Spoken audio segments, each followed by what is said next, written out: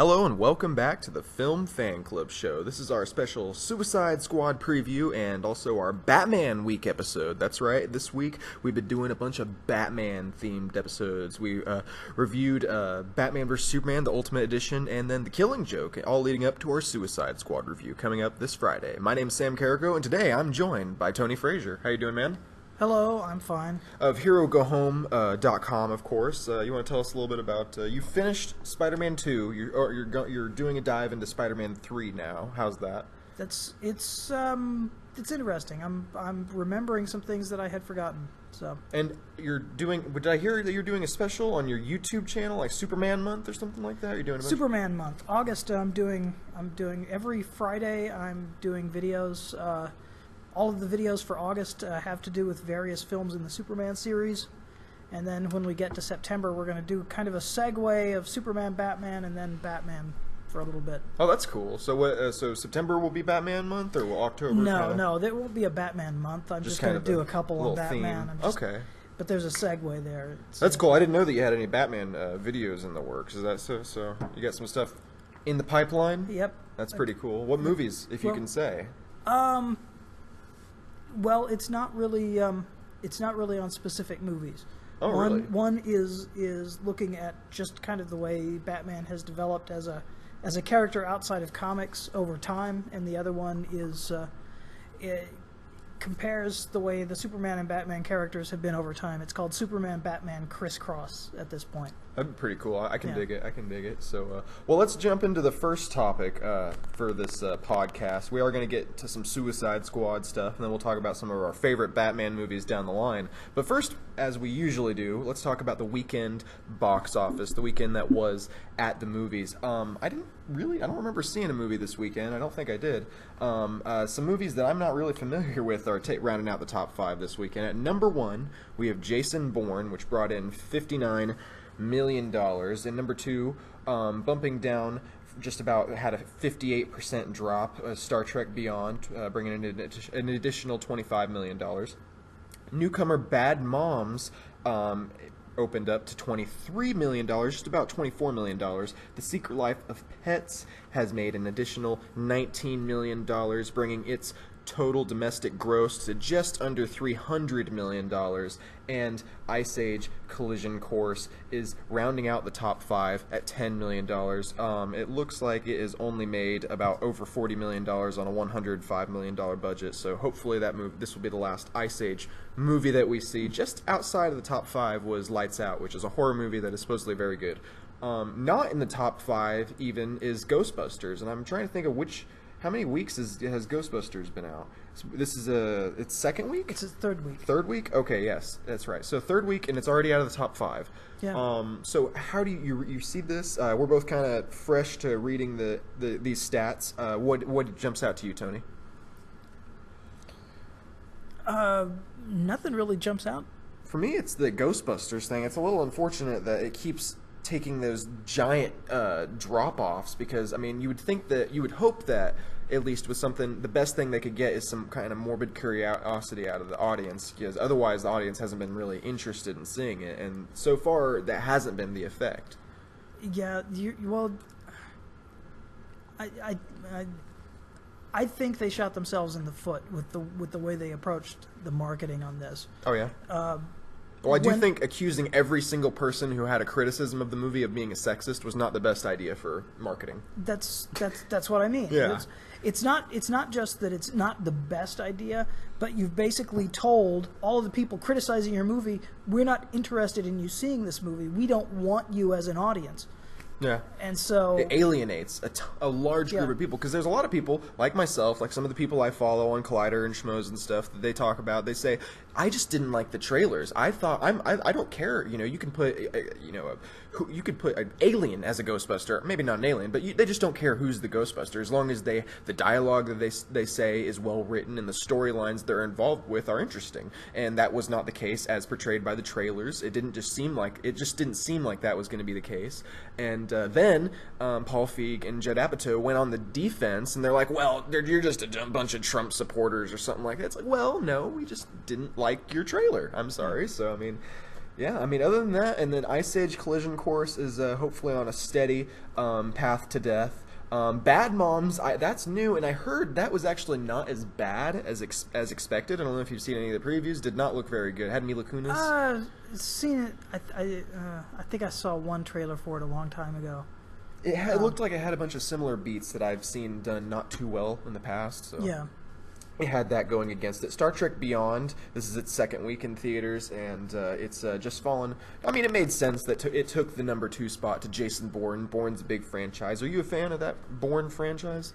I've seen the first couple of them. I thought they were really well done. I might end up going to see it. I don't know. Okay. Like I've said before, I don't go to a lot of movies. A little bit more choosy. I do plan to see Suicide Squad. Yeah. I've already got plans to go Regardless see of the reviews. Yeah. Regardless of the reviews, which we'll get to. I guess now we can kind of segue on into that. The fallout of Suicide. We're not just going to talk about this particular news topic. We'll talk about. I guess before we get to the news topic, the whole Rotten Tomatoes boycott, or not boycott, but petition thing. Let's just talk about what are some of the things that you're looking forward to seeing in Suicide Squad. I'm sorry, are we talking about the petition, or are we talking Suicide Squad? I did decide to jump past the petition for okay. now and go over into just our excitement for the movie before we get to that. I don't know. The trailers look fun. I'm looking forward to seeing Margot Robbie's take on Harley Quinn. The first live action take. There's a lot of visual style in it that I think is pretty cool. I don't know how excited I am about Jared Leto as the Joker, but I'm willing to give him a shot and see what kind of new interpretation comes out of it. I keep going back and forth on Jared Leto as the Joker. At some points, I like his take. At some points, I don't, because he's not what I think of when I think of the Joker, which can be a good thing and a bad thing. That's what I said about Heath Ledger when I saw the initial trailers for The Dark Knight, although I think I liked him a little bit more than you. They won me over more quickly. At first, I was a little bit like, hey, the long hair, the actually wearing makeup. The Joker doesn't wear makeup. What's that? But then with Jared Leto, it's so radically different that it's like he's got the tattoos, which has never been. It's not like it's unheard of for the Joker to have tattoos in the comics, but I mean the damaged and the beat out stuff, and he looks angry all the time. I mentioned that to you before, and you mentioned that. I guess this is kind of impromptu for me to say right now, but you mentioned that you kind of thought that was a little bit taken from Heath Ledger kind of making that change in the Joker, that why Jared Leto is so dark and angry and angsty. And like I noticed because I was watching The Dark Knight recently, and I thought I don't know, I hope that, because what Heath Ledger was able to do was balance out, he was a dark character, but also in this little moments where he was like, when I kidnapped your girlfriend, and he forgets Rachel's name, or little things like that, or you think you can steal from me? Yeah. He's still got that light-hearted sense of humor that I hope Jared Leto can bring to it.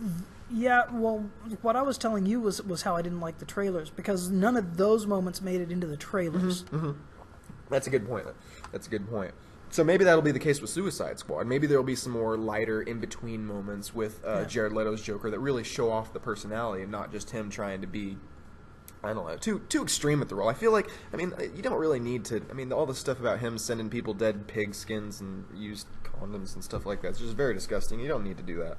So what are you worried about when it comes to Suicide Squad? Because we've heard lots of things. They had reshoots, which most films do, but, what are some things that you've got you, other than Jared Leto as the Joker, I guess?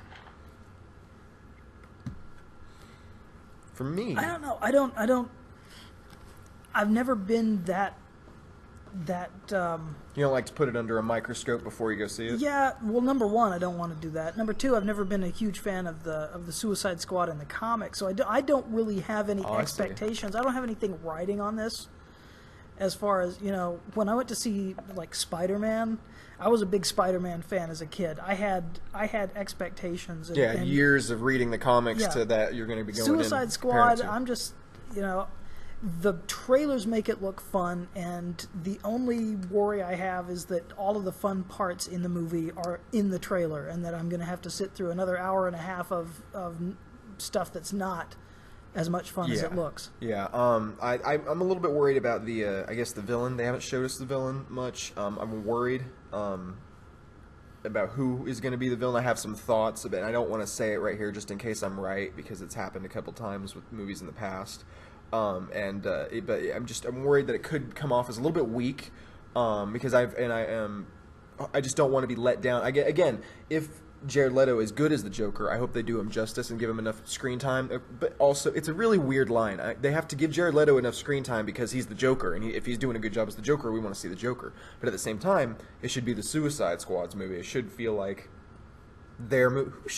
Who really do you think is the main character? Do you think they'll divide it evenly among the characters? Do you think they'll like choose one to focus on? I was just reading a review right before we started this that says it's mainly Will Smith's movie. Oh, really? And then, yeah, it's mostly Will Smith, and then some Harley Quinn and some Rick Flag, and then the rest of the characters are just kind of along for the ride. Rick Flag is the guy person in charge of them? Yeah, he's the one in charge. It says, if you vex me, you die, or something like that? Okay. Because I thought that was Jai Courtney, but Jai Courtney I think is Boomerang. He's right? Boomerang. Yes, which I heard he's not. I actually can't remember what I heard about him, but I heard, of course, Harley Quinn was a standout from the movie, and Jared Leto's Joker. So far, what I've heard, as far as him being good or bad, I've only heard that you wish that he's in the movie more. So I'm looking forward to Suicide Squad, and a couple of other things that I'm worried about is, again, this is the first iteration of Harley Quinn ever, so I'm really afraid that we just don't get a strong characterization of her, which they're going into the backstory of her, so that's something that gives me faith that they'll be able to kind of bring some different dimensions to her. But I don't know. I just don't know if this is this team. I'm just based on Man of Steel, which, well, I love Man of Steel, but based on Batman versus Superman more so. I'm not convinced that this team behind the DC films can give us a strong, well-rounded character in Harley Quinn like I think she might deserve. Do you think so? Maybe. Yeah. I don't know. I got lost in there while you were talking because you said it's the first live action. Before you had said it's the first live action Harley Quinn. Technically, that's Birds not of true. Prey. The Birds of Prey, the TV series. Yeah. Is that what you're going for? Yeah, I know. I thought about that after I kept saying it, but it's like saying Hillary Clinton's the first female nominee. But I'm not. I don't know. I think she's going to do a good job, and certainly there's room in future projects for her to come back. And it'd be cool. They've mentioned a Harley Quinn standalone movie. I don't know if we need a Harley Quinn standalone movie, but I would love to see just a straightforward, especially after watching The Dark Knight again this past week. I'd love to see just another straight up adventure with the Batman going up against maybe just Harley and the Joker together, working as a team without this kind of, because I'm not a big fan. I don't know. I'm not a big fan of the idea of the Joker and Harley Quinn not being on the same page with each other. Like, it seems like the past 5 years of DC Comics has kind of moved a lot towards they're on a break or something, and they have this weird relationship where they're not really on each other's side anymore, and she's kind of doing her own thing, and that's what they are following with Suicide Squad. So do you like that aspect about her going her own way, or would you rather see her with the Joker in future installments? You know what? Girl power. Girl power? More power to her. See, let her go her own way. Yeah, that's true. That's my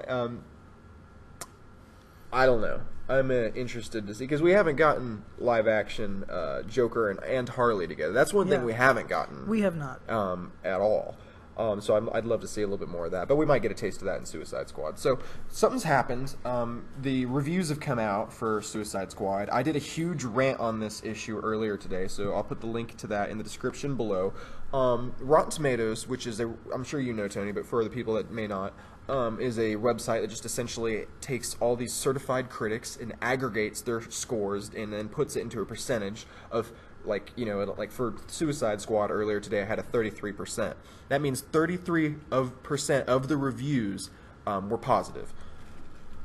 So now, in reaction, there's a bunch of fans, DC fans, who have not seen the movie Suicide Squad, mind you, who've taken it up to, I don't know if they went to change.org or whatever, and they made a petition that now has over 17,000 signatures to basically remove Rotten Tomatoes, take it down, fire them, I don't know, shut down Rotten Tomatoes over the negative reviews to Suicide Squad, which they themselves have not written any of. I imagine you've heard a little bit about this, and then I told you about it just now. What do you think about it?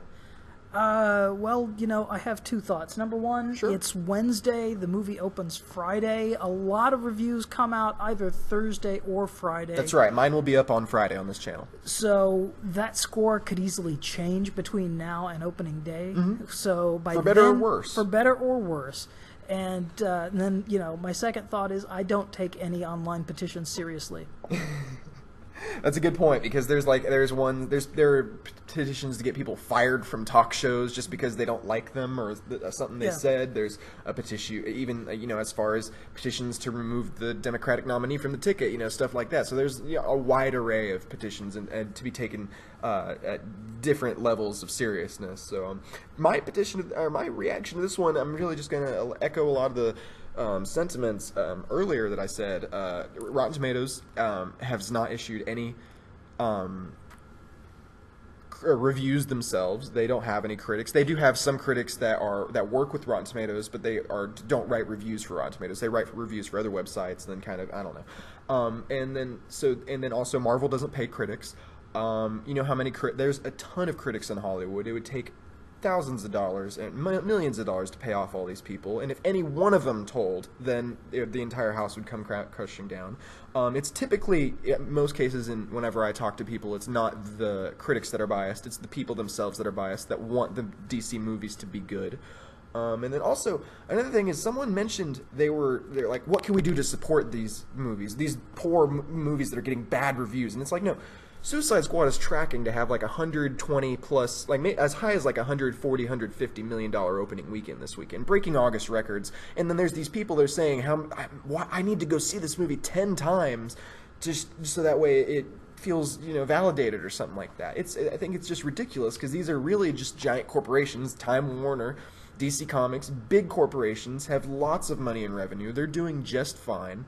So the fact I would just go donate it to a charity or something, do something actually meaningful. So you got any more thoughts about the crazy DC fans?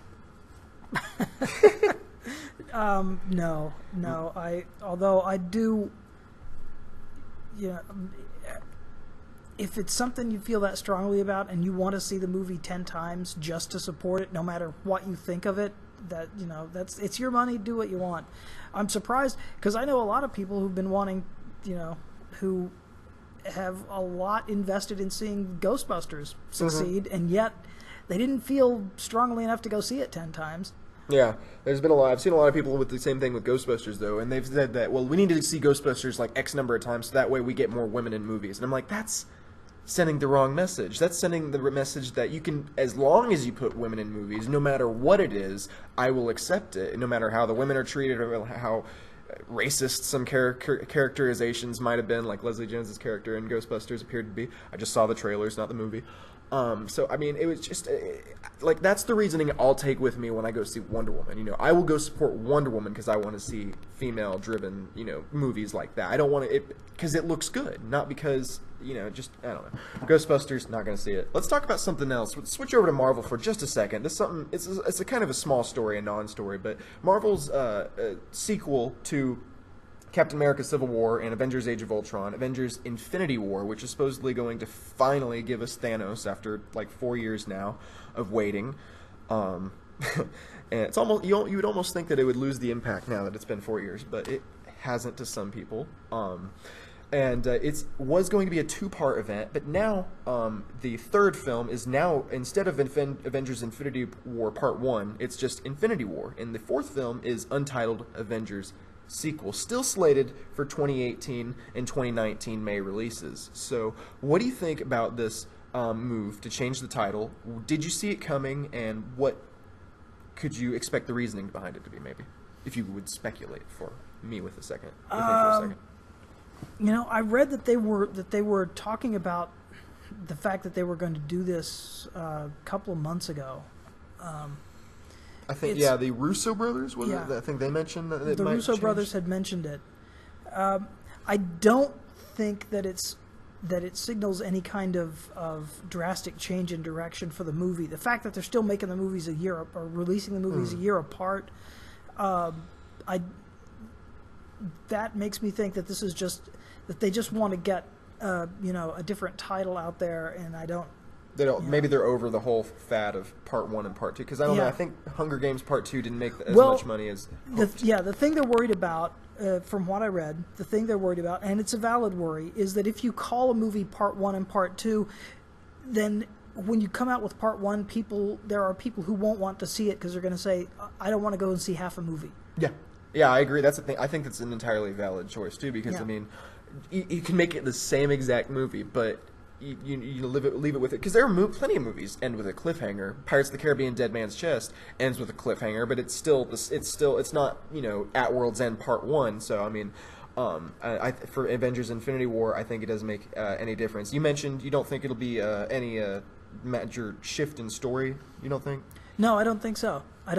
You've got, when you don't, they are so close to, I mean, if when you're shooting a movie, you can't just kind of completely change the story on the fly unless you're Disney and you're making, The Emperor's New Groove. But that was... Did they do that? That was delayed. The Emperor's New Groove was kind of a last-minute substitution for a different story that was based in the same... That was also based on, the Central American culture. So they were able to use the same art direction, but the script was completely revised and made a lot funnier because... Did you like The Emperor's New Groove? Oh, I really like that. It's hilarious. Good, me too. I was like, oh no, I hope that this is like, okay, yeah, that's a great movie. It's always on Netflix, and my girlfriend never wants to watch it. And I'm always like, hey, it's right there. We could watch it. She's like, let's watch something else. Right now we're trying to get through Stranger Things on Netflix, and you still need to get Netflix. Someday you'll watch Jessica Jones and all those things. So, do you have anything else to add for Avengers Infinity War? Well, I guess, is Thanos going to be in Part 1 even? Is he going to be in Infinity War, the next one? Yeah.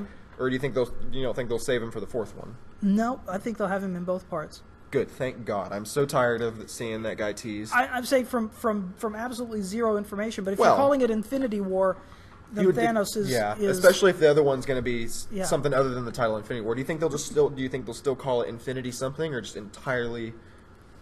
I don't know. I don't want to speculate. Don't want to speculate. It's too bad you're on a podcast for that. No, let's talk about Secret Life of Pets. I saw Secret Life of Pets. It wasn't the best movie of the year, but I liked it quite a bit. Some people didn't like it. I like it a lot more than Despicable Me and Minions. So it made over, I mentioned, $3.3 million at the domestic box office, is what it says right here, and $400 million worldwide. Secret Life of Pets. You didn't get a chance to see it, I don't believe. I haven't seen it. But you saw my review. You maybe have seen the trailers for it, maybe? I've seen a couple of trailers. The second one is now scheduled for 2018. Does this make sense? $400 million worldwide. Yeah. Yeah. Of course it makes sense. You make a profit. Do you think, why would they want to make more money, Tony? I don't understand. Okay. What doesn't make sense is the rash of sequels we're getting to movies that are 20 and 30 years old. That's true. Because I think jumping off of that point for a little bit, I think people are starting to get over it because it started. I don't know if it started with like Indiana Jones and the Kingdom of the Crystal Skull, but it seems like up through Independence Day Resurgence, each one has been like getting less hype, making less money, getting worse reviews. I don't know how. I don't think there's a correlation, but it just seems like that's the trend, don't you think? Yeah. Yeah, I don't. Not that Indiana Jones and the Kingdom of the Crystal Skull got the best reviews. I don't think I understand that there are movies that people feel nostalgic about and they want to make a sequel, but there are a lot of movies that seem like they're getting sequels that nobody was breaking down doors. It's so nobody weird. was pounding the table asking for an Independence Day sequel. It doesn't surprise me that it did not do. Yeah, but then again, were people doing that for a Jurassic Park sequel? Well, I don't know. I guess you could argue that they were because I remember hearing a lot of speculation about that in the years leading up to Jurassic World. And I guess 2015 might have been now that I think about it, 2015 might have been the peak between Mad Max Fury Road and Jurassic World, making shit tons of money and getting a lot of acclaim at the with critics. I guess it kind of reached its peak there, and maybe do you think it's starting to sputter out with 2016 specifically? I guess with Point Break, well, that's not really a sequel, but Point Break is a remake. Yeah, and that was a terrible film though. The new one. I didn't see the old one. Mad Max Fury Road, I think, is the one that it's kind of the exception that proves the rule. It's the one that they got so right that everyone else is thinking that they're going to be able to jump on that bandwagon. Yeah. And I don't think there really is a bandwagon to jump on. I think it was a one-off success.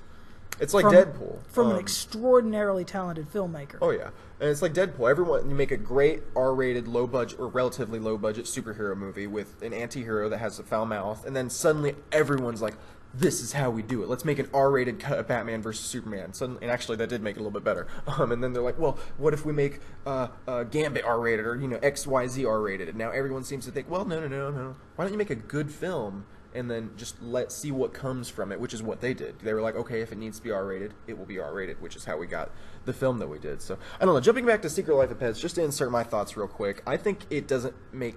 it makes sense from a financial standpoint. The story, having seen the film, there's lots of different directions you could go with the world that they've created and the characters they've introduced, but I don't really... The film didn't leave me clamoring for another one, like, where Monsters, Inc., when you leave that film, you saw Monsters, yes. Inc., I don't know if you ever got, overwhelmed with adorable cuteness by the ending that you're just like, I just need to see what happens after he opens that door and she says kitty again.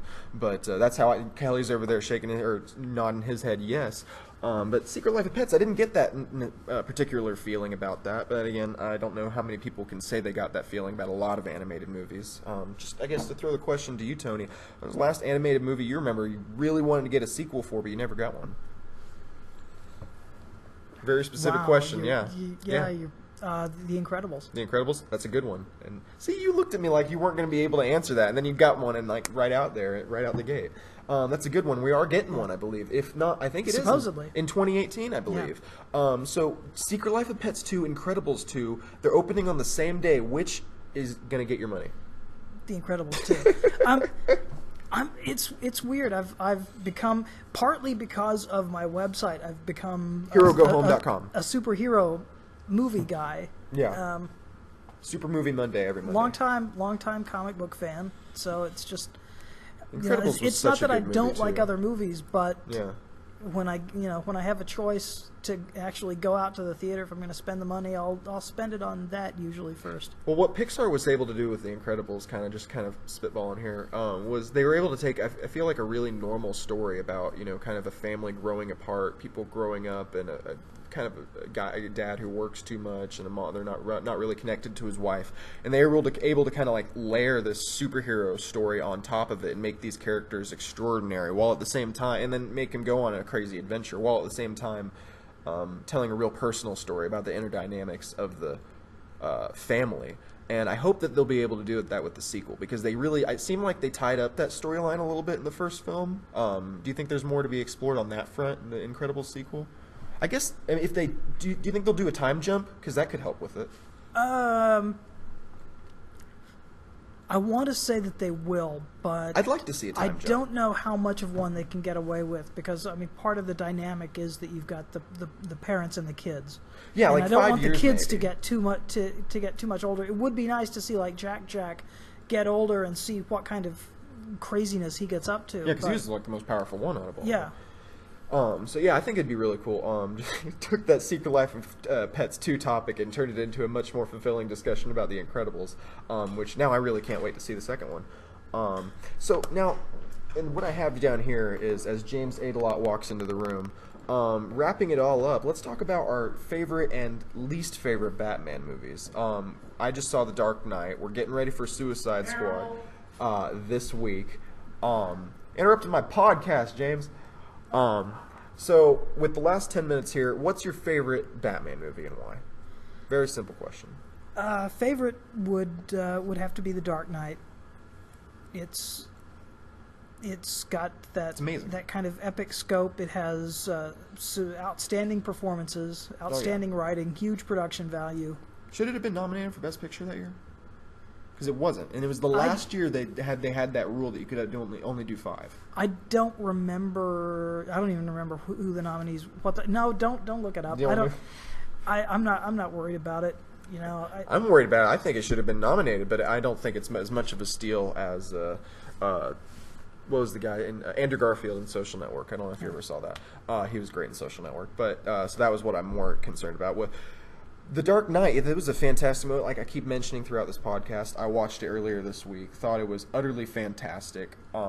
it really, I remember the hype leading up to that. It's one of the first instances where, I mean, like I actually haven't told this story on the air, but it's right around 2006, 2007, 2008 is the 3 years that I really started to jump into modern movies. Of course, I've never really done a deep dive into old filmmaking or anything like that, but with modern movies, I've really kind of jumped into that, starting with The Dark Knight. So I was able to kind of jump along the hype machine and see on all the trailers and all the rumors and stuff. So that was a huge part of my childhood, I guess, growing up. And then, but it was a much different feel from another one of my favorite movies, Batman movies, the 1989 film. And did you see that in theaters? Yes, I did. And what was that like? I guess as I finished talking about The Dark Knight, in my experience, what was that like? It was a striking experience. Because it was a few years after Frank Miller had come out with the Dark Knight Returns comic that changed graphic the novel. idea of Batman. Yeah, and this really took a lot of that visual style and brought that to life, and it changed the perceptions of the audience that you couldn't do Batman as serious. Any kind of a serious character. And even though there's a lot, the more I watch it, the more of a comedy it becomes. There's a lot that's wacky in the 89 Batman. But the Joker character is pretty ridiculous. Yeah, the things he does, and the boys, let's broaden our minds. But a lot of the Bruce Wayne story, there's a lot of wackiness in that too that you just kind of skip over. You want to get nuts? When he's hanging upside down to sleep, he's hanging from his gravity inversion bar. It's just that always made me scratch my head too. It's like one of those things, like whatever, you just move past it. It had that weird Tim Burtonisms to it, and that ending, I love the ending to it. Where how do you know how to contact him? He gave us a signal, and that epic music as it shoots up to the thing. Did you like the sequel, Returns? Yeah, I have some very specific problems with it, but overall, as a movie. Aside from some of the big problems I have with the Penguin storyline in particular, overall I think it's in many ways a superior movie. It's really to Batman to Batman. 89. Yeah. Wow. Okay, I never got that. I never got that out of Returns. The Bruce storyline's better. I had to watch them a few times. Yeah, to get that opinion. To get that and. I'm one of the few people who doesn't really like the whole Jack Nicholson Joker thing. So really, yeah. Why? You prefer Heath Ledger's Joker? I do now. Yes. You do now? Okay. Yes. That's but cool. I thought compared to when you were talking about the Killing Joke, you mentioned the Killing Joke a while ago. Compared to the way Mark Hamill had been characterizing the Joker. He had that ability to really switch from manic to menacing. Yeah, just with his voice too. And I had read before I had seen the movie. I had read the novelization, and the novelization has a lot of moments where you get that same sense, but Jack Nicholson doesn't play it that way, and so I just wasn't getting the same kind of vibe. Yeah, I wasn't feeling Jack. So that was a different kind of thing, and then. There was a huge shift in the Batman because everyone thought that Returns was too dark, Penguin's a pervert, Catwoman's too sexy. They had to change it for the children. We'll just kind of skip over Forever for now. So you've seen Batman Forever. You don't like where they're going. You go see Batman and Robin. Did you see that in theaters? I did. I saw it in a theater. And what was your reaction to that as a Batman fan? Well, I was disappointed, obviously. To say the least. It was a movie that disappointed me on first viewing and has just gotten worse since. It doesn't get better. It's not even like as an enjoyable kind of funny watch. I mean, the only thing that I've enjoyed out of rewatching it recently was the commentary, just to see what the hell was going through his mind. And he keeps making up excuses. Well, it's a Batman movie. We're making a toy commercial. This is what the studio wanted after Batman Returns. It's like, and you can't blame him. He was a guy who was hired to do a job, and that's the job he did. Well, all I can say is that a feature film from the 2000s that steals a gag from Gilligan's Island is a movie that I can't respect it. Actually, Gilligan's Island did the gag better, I think. In Batman Returns? Or Batman and Robin? Batman and Robin, yeah. Which gag? Poison Ivy kisses Robin and Oh, he the pulls off fake plastic lips. Yeah. That was from Gilligan's Island. Gilligan had a fantasy about being a super spy, and He pulls it off. and Ginger kisses him with this kind of anesthetic lipstick that's supposed to knock him out, and Oh he's my like, gosh. "Nope, I've got Plastic lips. Wow. So before we close out the show with our last couple minutes here, we haven't talked about the 66 movie yet. You appreciate it a lot more than I do. I don't. You want to just tell us why do you appreciate the Batman 1966 movie as much as you do? There are a couple of reasons. Number one, I'm quite a bit older than you. That's I grew true. up before the modern We had the wave plentiful, of amount of superhero superhero films. Back then, you took what you could get, and Yeah. Batman, the Batman TV series was a lot of fun. It had a lot of colors. The Batmobile was gorgeous. You had this spectacular Batcave set. Batman and Robin were in their comic book costumes. And All the villains, I and believe, you had these outsized villains, Mm-hmm. and the writing when it was at its best. Lorenzo Semple Jr., the creator of the series, was a really sharp comedy writer, and that's what as I get older, that's what I appreciate now. Is just how much comedy there is in this movie, and it's actually it's not Batman and Robin people trying to write funny lines that just don't land. This was a lot of understated wit in the Batman. Feels like it's kind of more organic to the Batman. story. That's cool. Yeah, I mean, there's a lot of obvious gags too that don't work as well, but there's still just a lot of that just the humor way in this. Adam West underplays all of his scenes with Lee Merriweather as the Catwoman in disguise as Miss Kitka.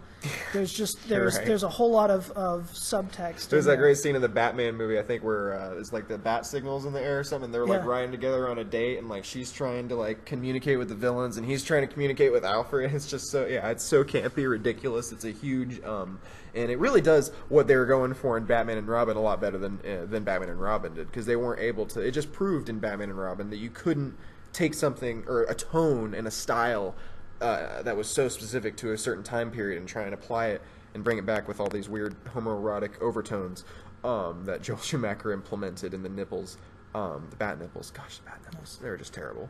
I can't imagine what it must have been like to have to like go through that and like see like the first like Entertainment Weekly magazine cover of like Val Kilmer in the new Batman suit, and it's like, I don't know if I'm on board with that. Were you on board? Were you kind of questioning the Batman Forever choices from the beginning?